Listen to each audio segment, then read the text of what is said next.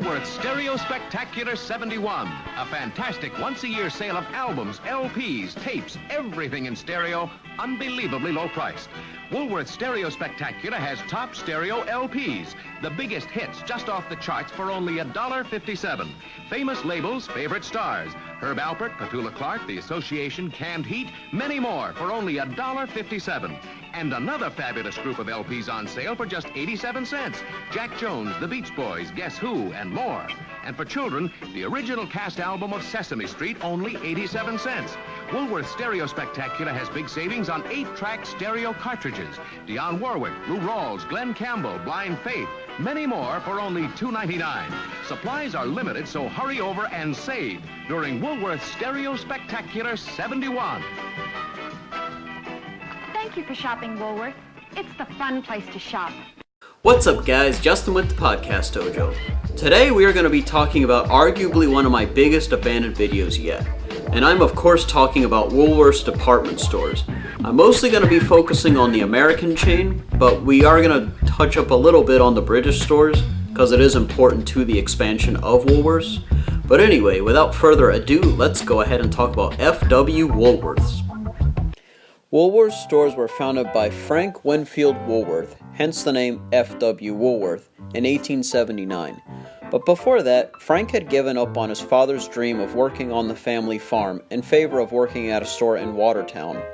Frank had studied bookkeeping and commerce at night school, but was unfortunately a terrible shop assistant.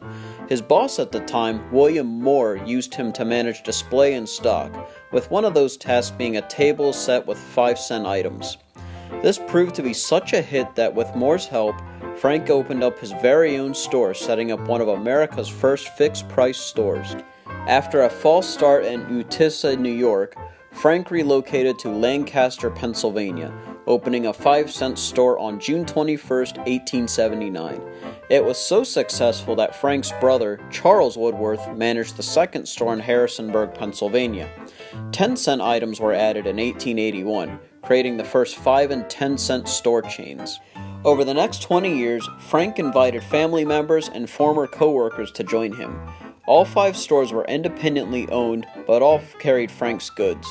The success continued even further, and as the company grew, Frank traced the products to their source and offered cash to the vendors if they were willing to drop their prices and sell directly to Frank. By 1905, other 5- and 10-cent store chains opened up in an attempt to compete, but to no avail.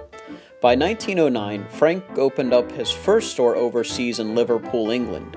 Frank hired his cousin Fred, along with 3 volunteers from New York State. To deal with the resistance from the British press, he also hired Englishman William Lawrence Stevenson. Frank put up 50,000 euros to finance the British chain. By 1912, there were 12 British stores, and the success continued from there. Frank, however, had his eyes on another project. He wanted to open the world's tallest building in Broadway Place. To put this into perspective, Woolworths became so successful that Frank was able to pay $13 million in cash to construct the tower, and businessmen had flocked to take floor space in the now constructed Woolworth building. By World War I, the British chain had 44 stores and with more on the way. In 1917, the American Woolworth store had opened its 1,000th store.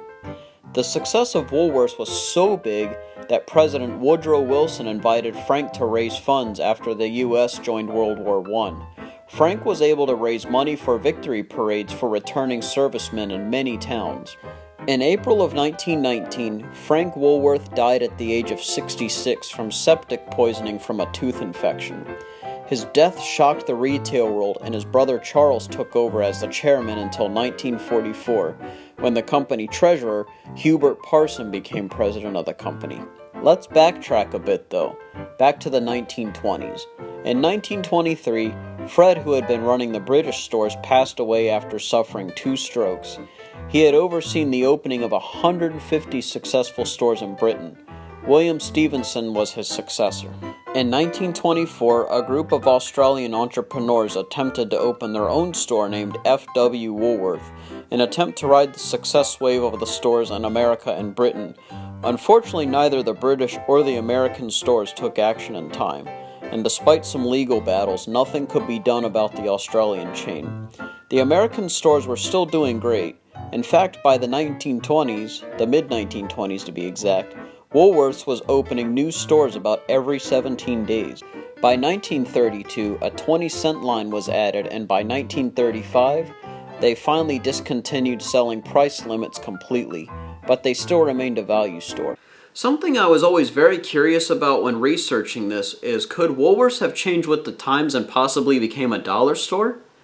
Well, we're just going to have to continue further. We've honestly only scratched the surface a little bit. We've covered about 53 years of history, but we still have about 55 more years to go. So let's continue. Now, I was not able to find an exact year, but eventually at the first store in Britain, in Liverpool, Woolworths opened up a lunch counter, which would eventually become a staple at all the new Woolworths locations. Something interesting I found while researching this is about the Greensboro sit-ins. So what exactly were the Greensboro sit-ins? Well, I don't want to derail the video too much from Woolworths, but this is important to their history, so let's talk about it. So the Greensboro protest for Woolworths started on February 1st, 1960 in Greensboro, North Carolina. This is when 4 African American college students had purchased products from Woolworths with no problem, but they were refused service at the lunch counter due to the lunch counters being whites only at the time. The 4 men were asked to leave, but they sat at the store until closing time. After Woolworths had lost about $1.6 million in sales due to people boycotting Woolworths, most Woolworths stores became desegregated. Some other stores had still remained whites only, but of course this changed in 1965. Well, we cannot talk about Woolworths and glaze over Woolco. So what exactly was Woolco? Well, Woolco was a sister store that was basically like a lot of the discount department stores you may know today, such as Walmart, Target, and Kmart. The first Woolco store opened up in Columbus, Ohio in 1962, and was an attempt to cash in on the growing discount department store market. There were also some Woolco stores in the United Kingdom. Most Woolco stores were known for their Red Grill restaurants. I'm sure their own version of the Woolworths lunch counters. So what exactly happened to Woolco? Well, honestly, I think it was a great idea, but I think it was just a little too ambitious. The average Woolco store was about 100,000 square feet. There were also 3 other chains that were introduced in that same year: Walmart, Target, and Kmart, all in the same year as Woolco. Go figure. Now, I do think Woolco did alright for a while because they were attached to the Woolworth name. But as I mentioned in another video I did, Walmart really took the retail industry by storm. In fact, Woolco closed up all shops in the US in 1983 to compete with Walmart Canada, but to no avail. Woolco closed up shop in the UK in 1986 and Canada in 1994. Now, by order of the board of directors, Woolco, after 20 years in the U.S., is going out of business. It's a billion-dollar sale nationwide. Everything goes. Everything just in time for the holidays. Now you can get an extra 20% off Woolco's already low discount prices. Thousands of famous brands. Thousands of holiday gift ideas for home and family. All sales final. Cash, MasterCard, and Visa accepted. But hurry. Inventory is limited to store stock. Woolco's going out of business sale. Don't miss it. But what about Woolworths in the 1960s? Well, with the mall boom in America, Woolworths were being built inside shopping malls too. But now we go to the 1970s, and this was the first signs in Woolworths being in trouble started. Remember how at one point there was an average of 17 Woolworths opening up a day? Well, starting in the 70s, the reverse happened. This time closing about 15 stores a year to fund renovations of modern outlets. By the time the 1980s rolled around, there were only about 1,000 shops left. Woolworths exists today as Foot Locker. Woolworths stores closed down in the United States in 1997, and the Woolworths stores either became a Foot Locker or just closed down completely. Also in 1997, Walmart replaced Woolworths in the Dow Jones average. So what exactly happened to Woolworths? Well, I can think of about 3 reasons why I think they failed. Well, let's start with the first one, and I think it was the end of an era. Woolworths had started out as a 5-cent store and eventually added 10-cent items, but that would be absurd by today's standards. According to an inflation calculator I used, 5 cents in 1878 would be equal to about $1.18 today, and 10 cents would be equal to about $2.36 today. And by today, I of course mean 2017. Now, could it have existed as a dollar store? Well, maybe. It's always possible.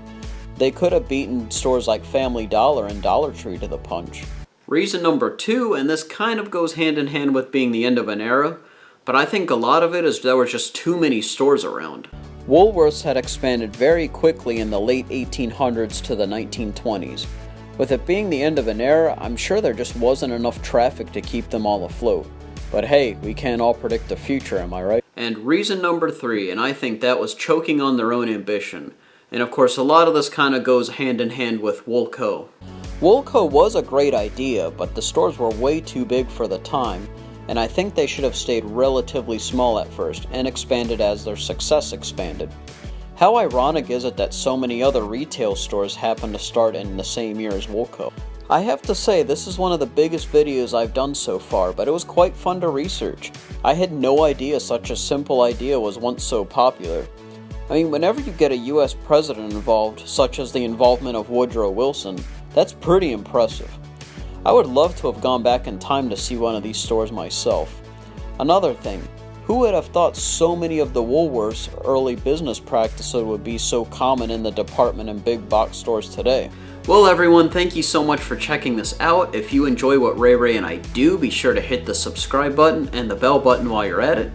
Be sure to leave a rating and be sure to comment. Especially if you have any memories of Woolco or Woolworths, I would definitely love to hear them. Thanks guys, and I will see you next time.